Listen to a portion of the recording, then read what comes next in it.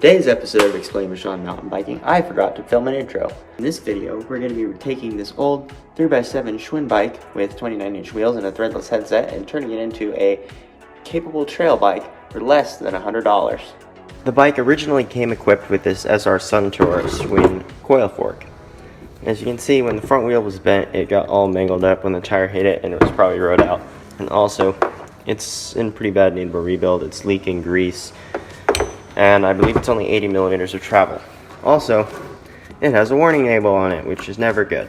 Here's a closer look at the RockShox Recon TK silver coil fork that we put on the bike. It has 100 millimeters of travel and is basically the same as an air fork, except for in one side is a coil spring.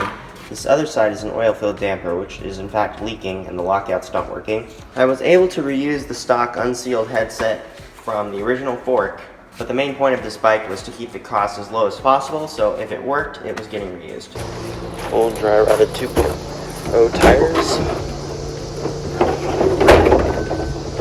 in the garage. Up in front, we have a Maxxis 2.4 Recon tire that I got for about $30 off Amazon. I originally had a Bontrager XR4 comp on the front. Because it is really muddy where I am right now, I decided to downsize the tires, especially for this part of the mountain bike season, so I could actually ride without having mud get jammed up in here.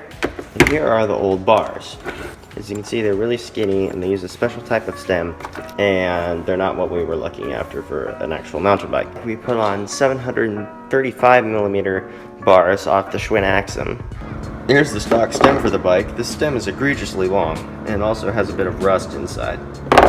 We also have the stem off the Schwinn AXUM, which I believe is like a 65 millimeter stem, which is a lot shorter than the one that was on the bike originally. The brake levers were fine, except for they are attached to these particular mechanical brake calipers, which have brake pads right about the size of pennies.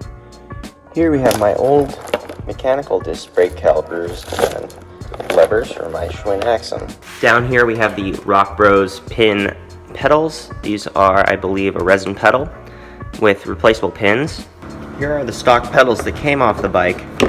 They're very small platform pedals with plastic pins that don't do much for grip when it gets muddy, and they're just trash. This bike did not come with a 104 BCD bottom crankset.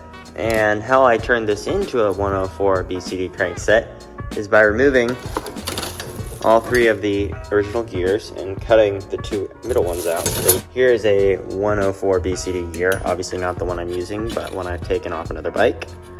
And I lined up the holes on the steel crankset, drilled and dremeled them out from this smaller size to the chainring bolt size. And after that, this whole thing was part of an outer steel gear. So I then had to hacksaw off all of the gear and dremel down all of these sharp edges on this. And now I just need a few washers on the inside of this, and we can bolt up our 104 BCD chainring for our one bike conversion. Here in the back we have our 40-tooth cassette and our Shimano clutchless derailer. Also in the middle we have a Shimano Dior cassette rear hub that replaced the original freewheel rear hub so we could use a cassette. For the front wheel, I laced the stock 100mm QR hub to a brand new 36 internal millimeter wheel using Amazon spokes. I believe this wheel is actually tubeless compatible, even though it didn't state that it was. But it has a real good bead lock, and you can hear a real good pop when you inflate the tire. So I think I could eventually run tubeless on the front if I wanted to.